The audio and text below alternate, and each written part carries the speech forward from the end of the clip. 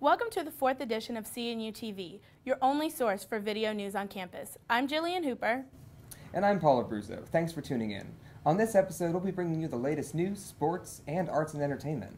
But first, in university news, Zeta Tau Alpha held its second annual Think Pink festivities last week. Events were held every day but Sunday to increase awareness of the importance of early breast cancer detection, as well as to raise funds for research and a cure. The organization raised $1,177, $711 more than last year. Also, the university suites at Port Warwick have undergone some changes this year. For the first time, 15 suites out of 130 have been leased to families. This was done because there were several empty suites due to the economy. The mix of students and families have caused a few problems, but University Suites manager Angela Kelly has said that she will not rent to families next year if there are enough students to fill all of the suites. In local news, Barack Obama was at Old Dominion University recently to help Cray Dietz, the Democratic candidate for governor, during the last week of his campaign. We were on scene at the Ted Constant Center. Here are some of the highlights. That is Democratic leadership. So my question to you is this: don't we want to keep it going the right way? With the governor's opportunity fund in the code, we've created or saved 80,000 jobs with that bill. Now, so when I talk about job creation, I got a little experience to talk about. The President of the United States, Barack Obama!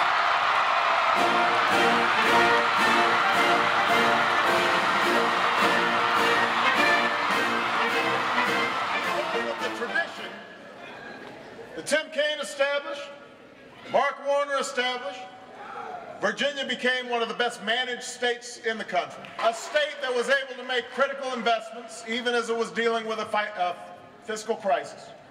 A state that became better positioned to navigate some of the toughest economic times we've seen in this nation's history. It's always great to catch up with our local politics. Now let's head over to the weather desk to see what lies ahead for the weekly forecast. How's the weather looking for Halloween weekend, John?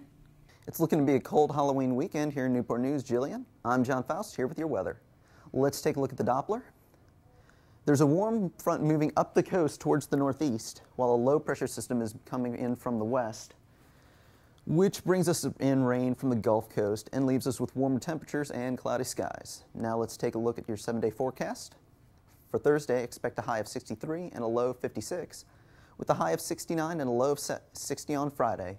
For Halloween, expect some possible showers with a high of 77 and a low of 58. Sunday calls for another chance of showers, a high of 70 and a low of 53. Monday, a high of 65 and a low of 52, and a high of 62 on Tuesday. Looks to me that everybody's going to have to bundle up for Halloween. Back to Paul and Jillian in the studio. Thanks, John. Looks like we'll need to wear a jacket over those costumes. Well, speak for yourself. Some of us have grown out of trick-or-treating. On another note, what's going on in the sports world, Cassie? It was a good weekend for CNU sports. I'm Cassie Vinch here with your sports update. As CNU football traveled to Greensboro this past weekend, they were able to come out on top with a 14-7 victory over the Pride. Initially trailing in the first half of the game, the captains were able to battle back in the second half with 2 touchdowns by senior tailback Tunde Ogun and sophomore quarterback Antonio Epps. According to CNUsports.com, Ogun's touchdown was for 35 yards, making him CNU's all-time leading rusher. CNU has now never lost to Greensboro and now leads the all-time series 9-0.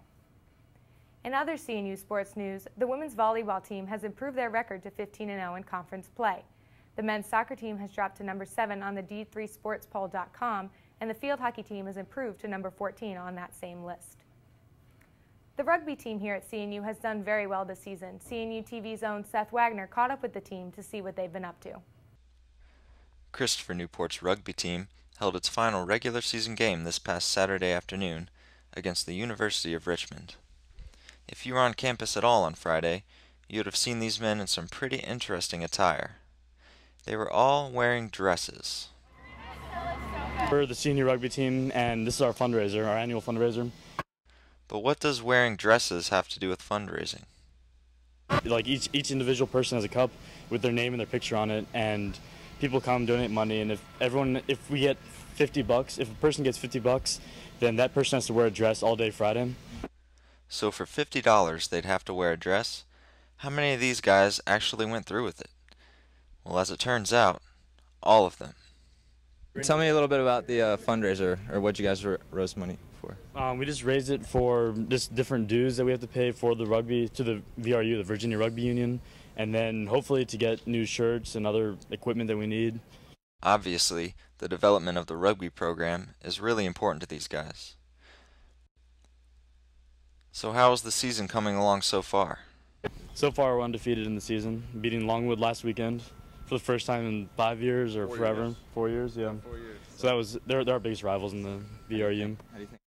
Our captain's rugby team went on to defeat the Spiders of Richmond 73-5. Next, they'll be headed to the state tournament in Roanoke with the #1 seed. For Cnu TV, I'm Seth Wagoner.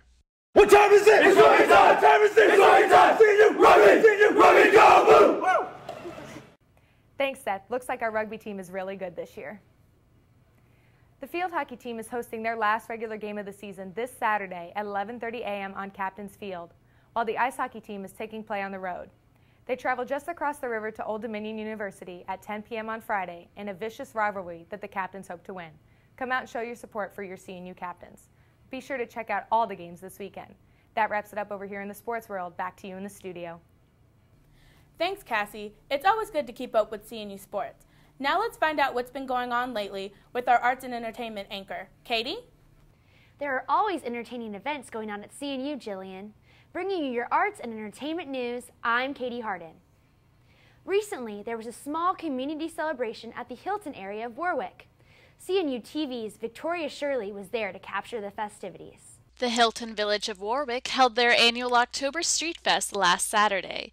The Street Fest, which was sponsored by the shops in Hilton Village, had booths offering arts, crafts, jewelry, food, flowers, and much more. People casually strolled the streets as they took in concessions, music, children's activities, and many demonstrations. Overall, the Street Fest was a lot of fun for the neighbors and a chance for the community to gather at an exciting fall event. Reporting for CNU TV, I'm Victoria Shirley. Thanks, Victoria. Looks like it was a fun event. Be sure to check out more events that happen weekly in our community. Last weekend, comedian Jamie Kennedy performed at the Ferguson Center for the Arts. Throughout his performance, Kennedy discussed his personal life, including his relationship with actress Jennifer Love Hewitt, and made most of his jokes at his own expense. He included many personal stories which connected the audience with his material and also provided a good laugh. Kennedy then focused his jokes on cultural and racial differences by putting his mastery of mannerisms to the test. Although Kennedy has a more classic style of delivery, his striking accents and impressions wowed the audience.